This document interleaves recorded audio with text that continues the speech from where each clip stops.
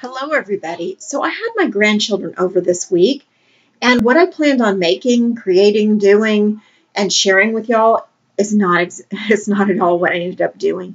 Something happens when you create with children, and I ended up doing all this very colorful stuff. My granddaughter made a create palette, which I'll show you what that is in a second, and it just inspired me. So create palette comes like this. It's empty. It's just the base for your ink.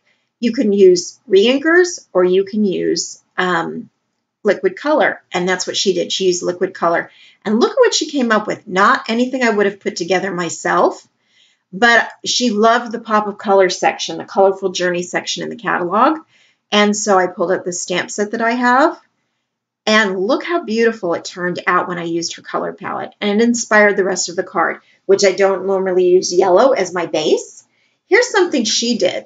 So she put Post-it note tape across to give herself some stripes, inked two different ways. She made a poem, she stamped, she drew.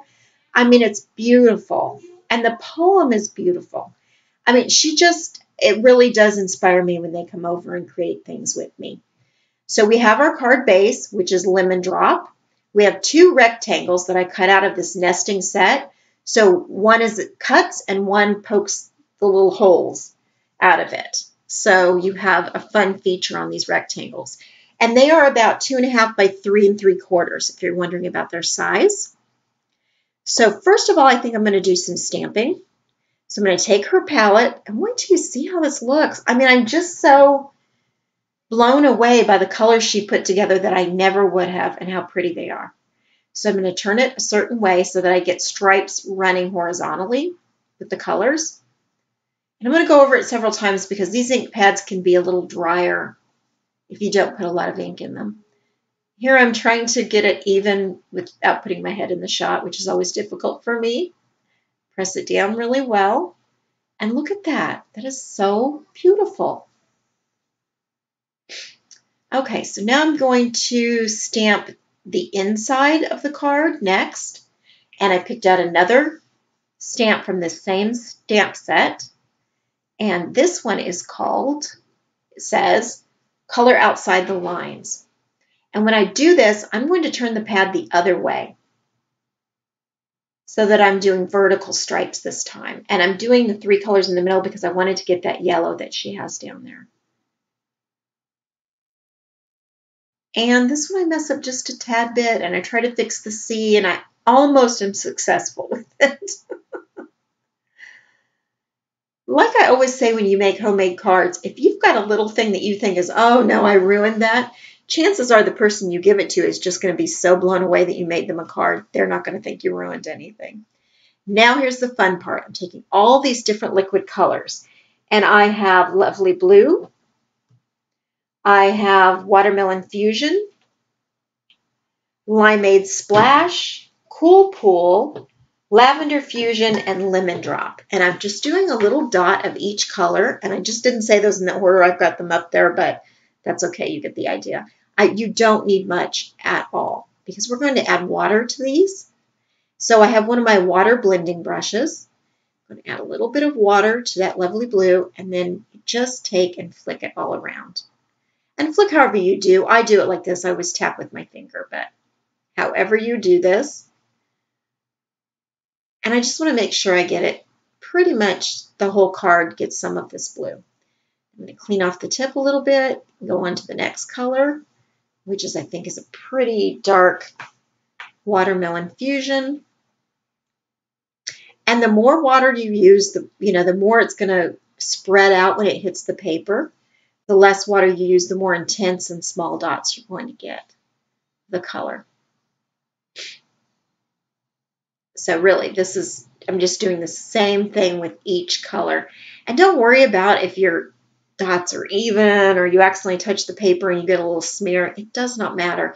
The idea is just to make this very colorful background, which was so fun to do. Like I said, I tend to use one color or 2 colors. I don't tend to use 6 at a time. But she inspired me to get colorful by creating that ink pad. Definitely I want some yellow on here, some of this lemon drop to go with my paper and some of my layer there, one of my rectangles. Okay, and this is Lavender Fusion, which again is kind of a more intense color. And I really love the way that turned out. I'm going to put it aside just to dry for a tiny bit. It doesn't take long to dry at all. And I'm going to fold my card base. Normally I would have scored this, but I don't know why I didn't.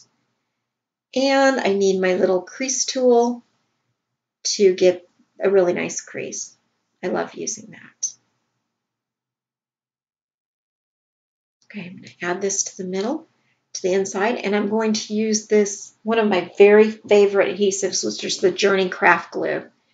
And normally I store this upside down so that all of the glue is in the bottom, especially as I'm getting towards the end of one of these containers. But I didn't do that last night when we finished. It was really late. I don't even want to say how late it was out loud for a 9 and 11-year-old. And we were just having fun. And so I didn't put this upside down in my container when I stored it last night. Actually, my granddaughter ended up saying, Grandma, I think I'm done crafting. It's getting late. And I was like, it is? Oh, it is. I hadn't even noticed till she said that. Crazy. Okay, I'm going to attach this to the front. And then I've got 2 more pieces to put on here, my rectangles, and I'm going to be done. This first rectangle is in that lemon drop also, and I'm just going to adhere it straight to the card. The second rectangle on the first card I made, it is popped up. You don't have to pop it up. I didn't do it on this one, but I think it looks nice if you pop it up a little bit on some foam tape or some foam squares, whatever you have. And I think it just looks really cute like that. And I appreciate you all watching and listening as I ramble on about crafting with children. But seriously, borrow one. If you don't have any readily available, borrow a child so that you can get some inspiration from them. I've made some really cool stuff this week. Thank you so much, everybody, for watching, and happy crafting.